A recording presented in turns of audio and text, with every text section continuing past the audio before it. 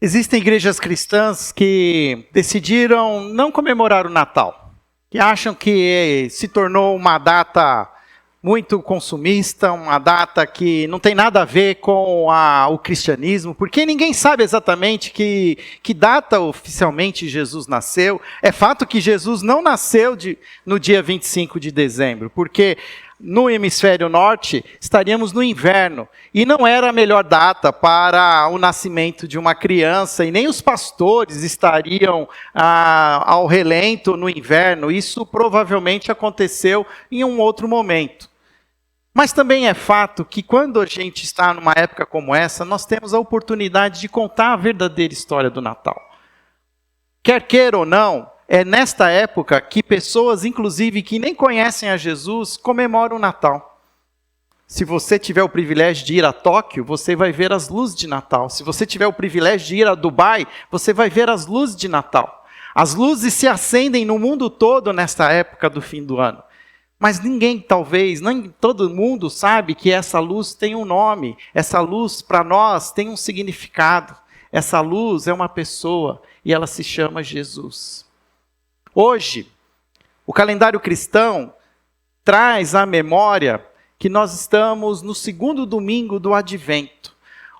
Advento, talvez é uma palavra, para alguns mais tradicionais, evangélicos, seja uma palavra de cunho católico. Mas eu quero dizer para você que esse calendário cristão, que chama esses dias que antecedem o Natal de Advento, surgiu antes mesmo da Igreja Católica, há menos de 400 anos depois de Cristo. Havia um desejo daqueles líderes, os principais mestres naquela época, de trazer para a igreja, de uma forma didática, uma evolução da história e ajudar a igreja a entender como as coisas aconteceram, a narrativa da Bíblia. Então, quando chegamos agora no segundo domingo que antecede o Natal, nós estamos, de alguma maneira, nos preparando para o nascimento de Jesus. E eu quero convidar você a abrir a sua Bíblia comigo no Evangelho segundo o apóstolo Lucas, capítulo 1. Talvez dos evangelhos, Lucas é aquele que mais traz informações a respeito do nascimento de Jesus. Há um consenso entre os comentaristas que Lucas provavelmente teve a oportunidade de conversar com Maria, porque ele sabe detalhes sobre o nascimento de Jesus que nenhum outro apóstolo registrou em vida. Mas Lucas, por ser ali aquele médico, um cientista, um pesquisador, ele vai atrás das testemunhas oculares.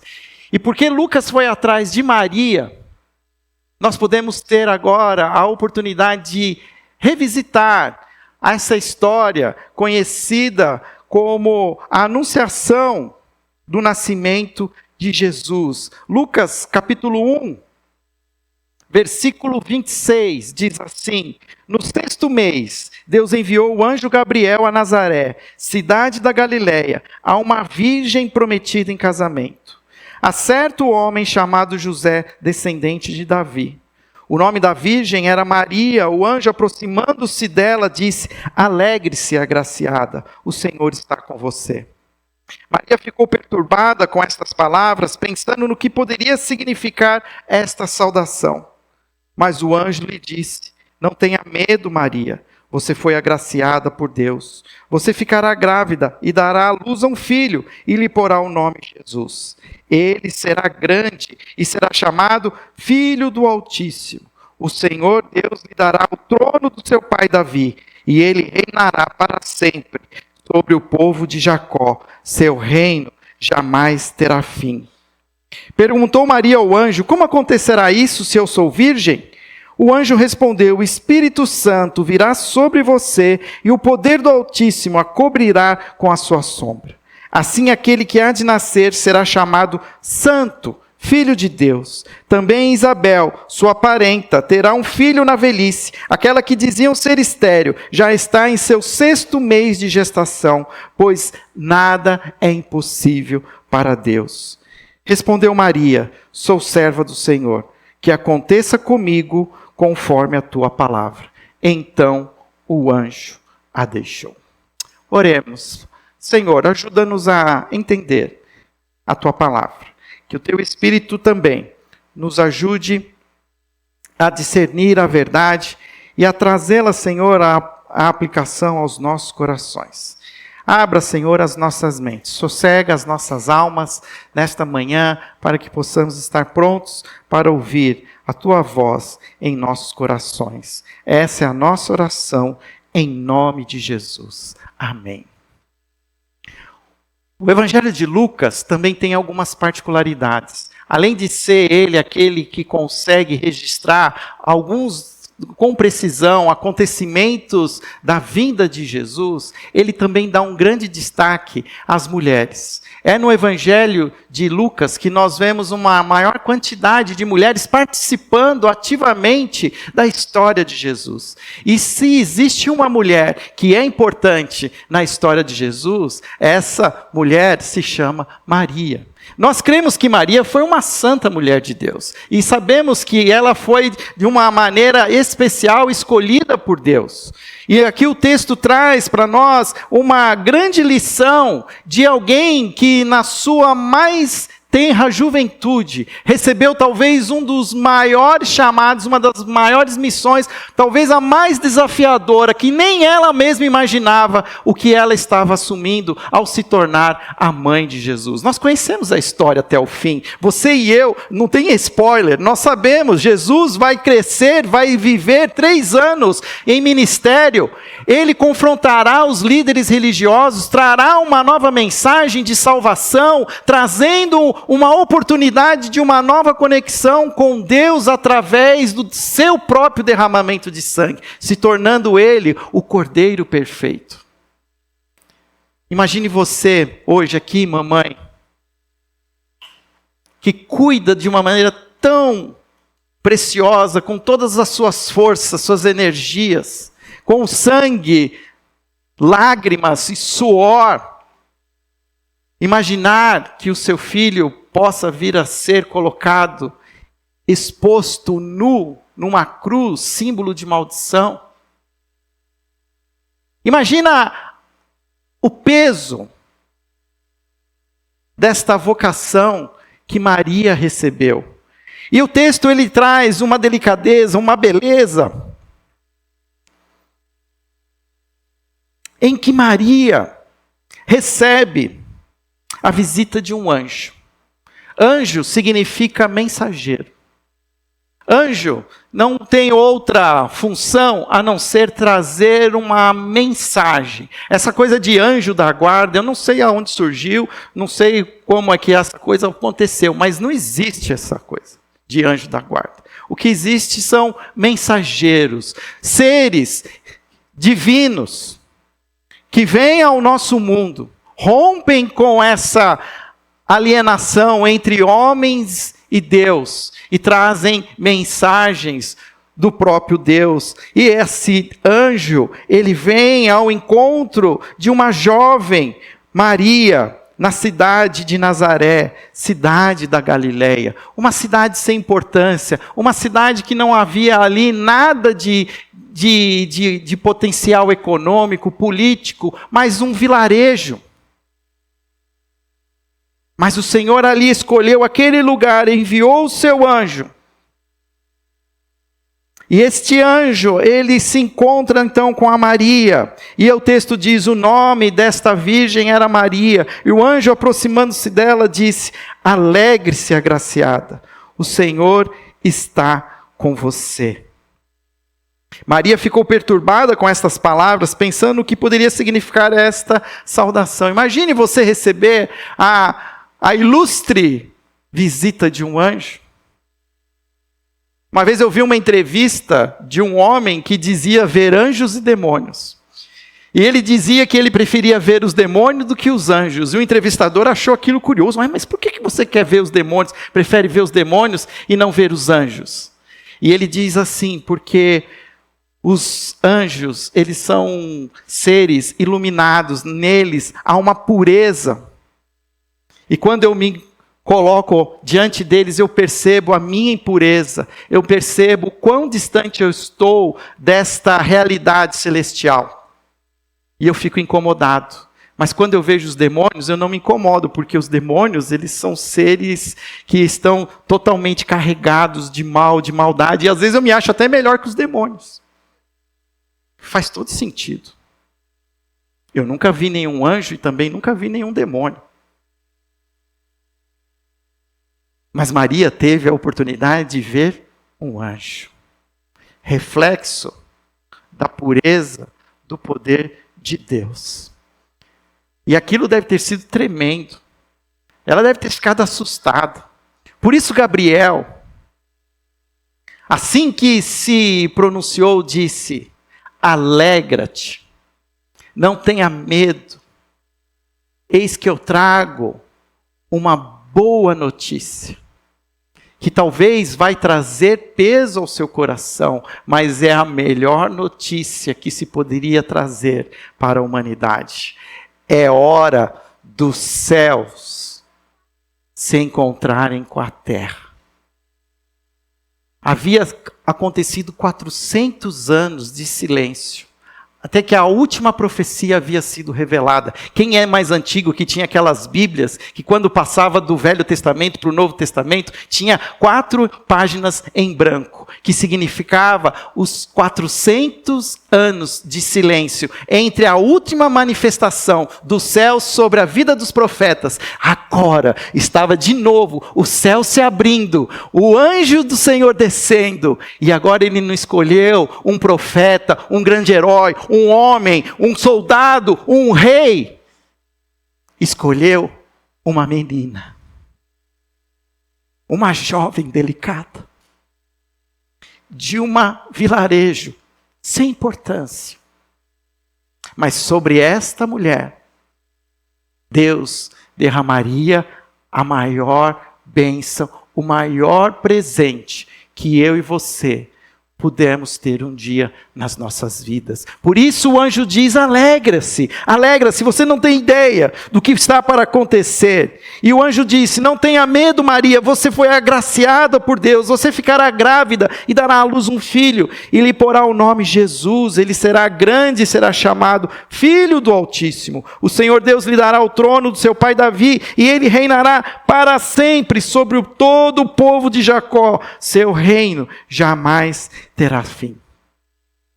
Nesta palavra do anjo Gabriel, nós encontramos algumas verdades sobre Jesus. A primeira é que, versículo 31 diz: você ficará grávida e dará à luz um filho. Qual é a verdade sobre isso? A verdade sobre isso é que Jesus viria em carne e osso, viria como um filho de um humano. As Bíblias trazem a expressão filho do homem, talvez a expressão que mais contemporânea seria filho da humanidade, alguém que viria e nasceria como qualquer terreno, como um bebê de carne e osso, chorando, clamando pelo seio da sua mãe, logo nos primeiros minutos de vida. Estava sendo anunciado que Jesus viria como um ser humano de carne e osso. Então aqui se prova a humanidade de Jesus, mas também diz que era para ser dado um nome. E nós, que talvez não damos talvez tanta importância, ou talvez estamos até resgatando essa importância dos nomes. Na Bíblia, toda vez que é decidido um nome, existe toda uma intenção por trás desse nome. E não é Maria e nem José que escolhem o nome, mas o próprio Deus envia Gabriel e diz: ele já tem o nome, eu quero que você dê o nome para ele, o nome de Jesus. Quando a gente repete tanto uma palavra, ela às vezes se esvazia de força. Jesus é uma palavra que nós conhecemos, e ela é repetida, ela é pintada nas paredes, ela é colada nos carros, nos adesivos, nos vidros. Mas Jesus tem um significado. Jesus significa Jeová é a salvação.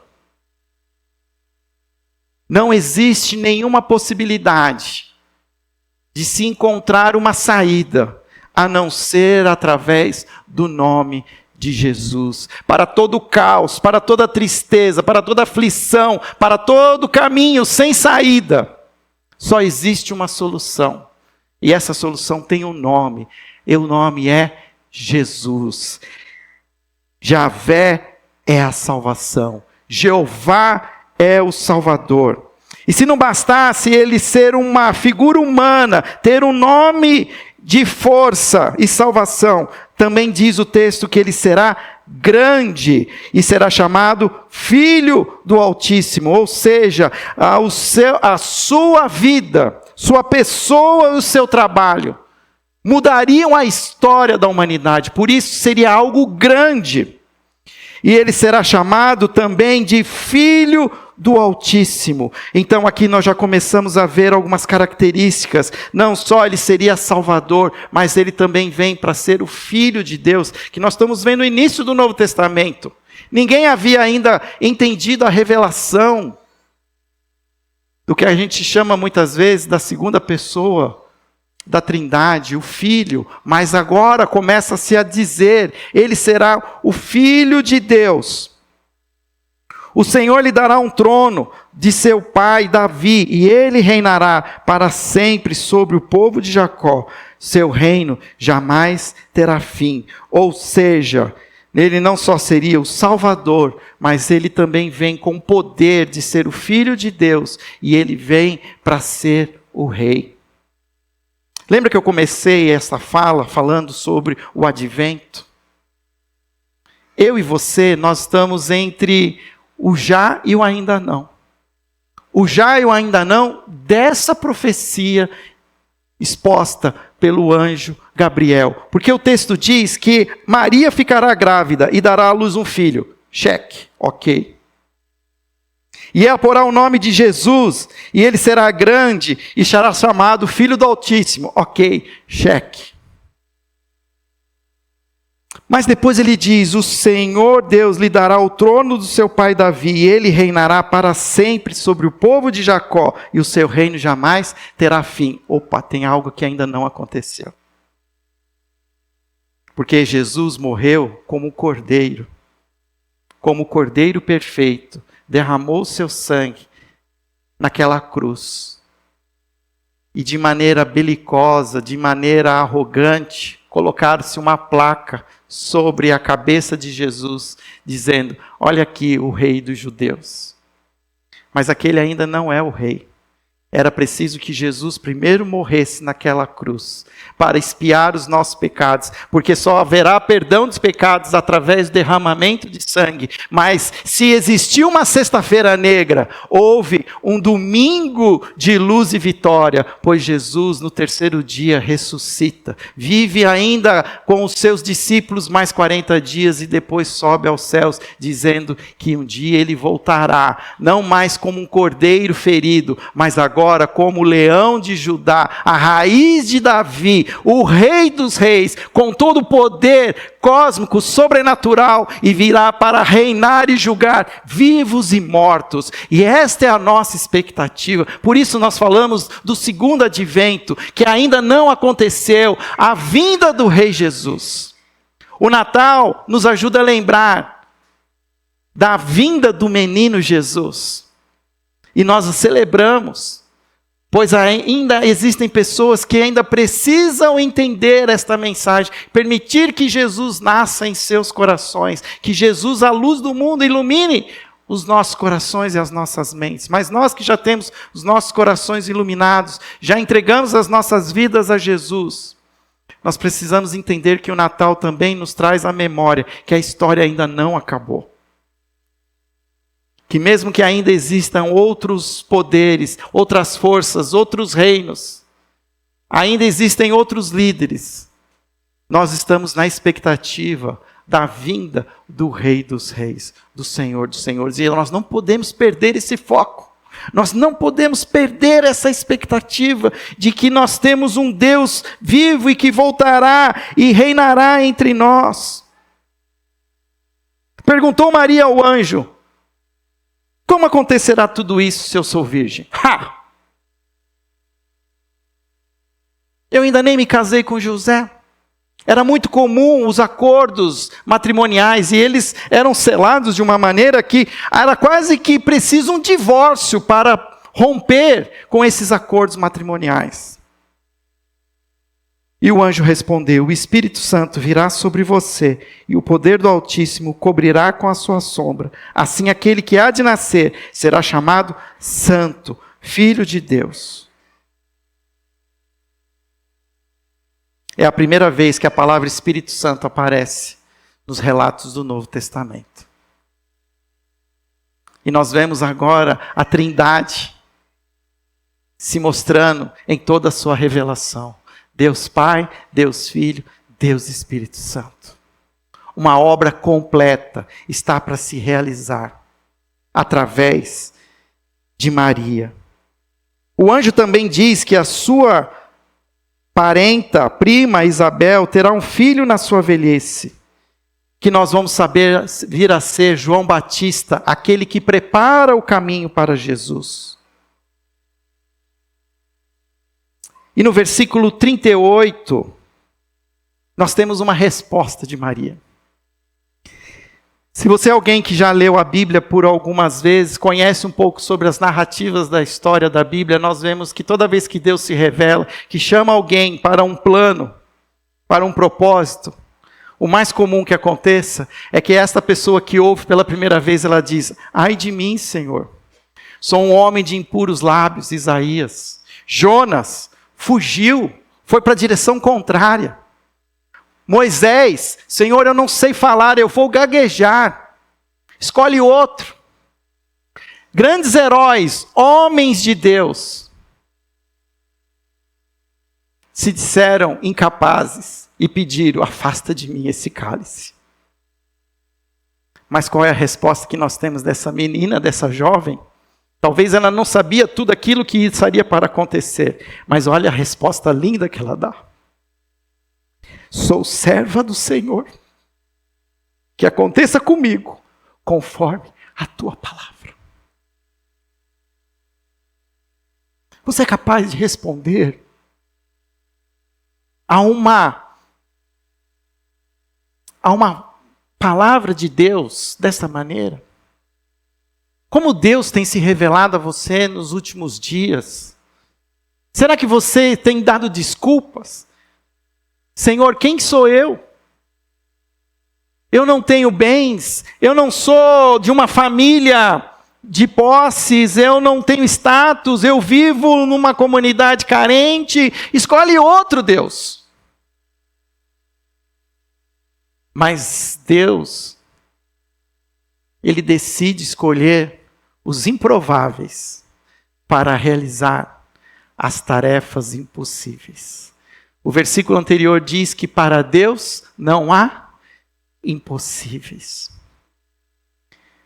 Muitas vezes Deus está nos dando também, nos chamando para coisas impossíveis aos olhos humanos. E nós estamos dando um monte de desculpas, e Maria nos ensina que nós devemos apenas obedecer com humildade e absorvendo a palavra do anjo com alegria, mas também muita coragem. Se eu fosse dar um tema para esta mensagem, eu chamaria essa mensagem de a alegria e a coragem. Porque muitas vezes a gente também quer fazer o que Deus pediu para a gente fazer e a gente faz de cara feia, faz de cara amarrada, torcendo para dar errado, para dizer para Deus: está vendo, Deus, eu falei que não ia dar certo. Porque a gente é muito mais parecido com Jonas do que com Maria. E Maria em nenhum momento recusou o peso do plano de Deus sobre a sua vida. Eu estou acompanhando um devocional criado por uma organização chamada Christian Recourse, que faz, e ela tem proposto divulgar conteúdo cristão. E nesses dias que antecedem o Natal, eu estou lendo um devocional, e para minha surpresa, no dia 8, o devocional foi escrito por uma jovem mãe, chamada Cristina Amado. Eu conheci essa menina. Eu também batizei essa menina.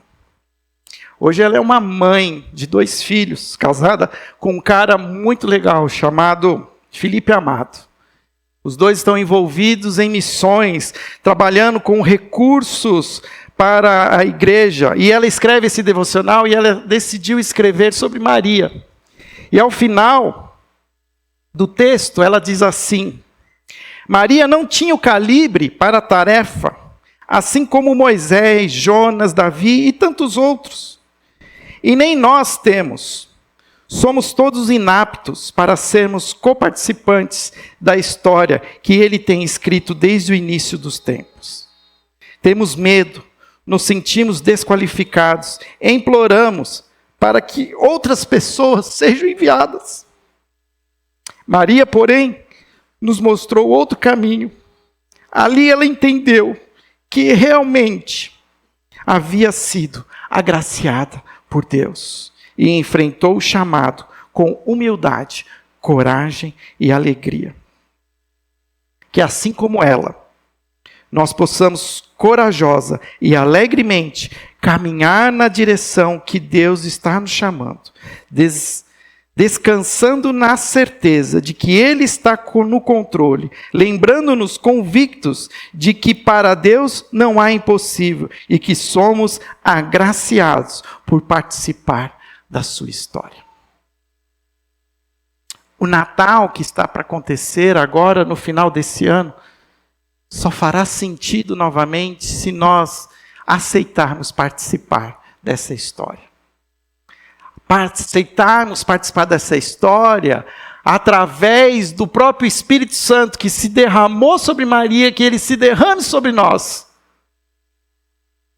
colocando em nós o próprio Espírito de Cristo, para que nós possamos compartilhar esse Cristo com as pessoas que estão ao nosso redor. Se você tem proposto celebrar o Natal pensando só em comida, bebida, presente, decoração, seu Natal é pequeno demais. O Natal nunca foi abundância. Muito pelo contrário. O Natal expressou carência, desabrigo, solidão, pobreza, aos olhos humanos. Mas aos olhos de Deus, o Natal estava trazendo o maior presente que eu e você precisamos para viver os nossos dias. Essa pessoa incrível, o nosso Senhor e Salvador, Jesus Cristo, Filho de Deus, o Nazareno, filho de José e Maria. Como é que você pensa em passar o seu Natal? Será que você já entendeu o seu chamado? Seu chamado para acolher a Cristo e recebê-lo em seu coração, permitir que essa luz de Jesus ilumine a sua vida e que você seja um instrumento para iluminar a vida das pessoas que estão ao seu redor. O que você está entendendo no momento de final de ano, de reflexão, onde nós avaliamos tudo o que fizemos e que não fizemos? Só existe uma coisa que vale a pena. E o que nos será cobrado ao final, quando o rei voltar? O que você fez com a luz que eu deixei com você?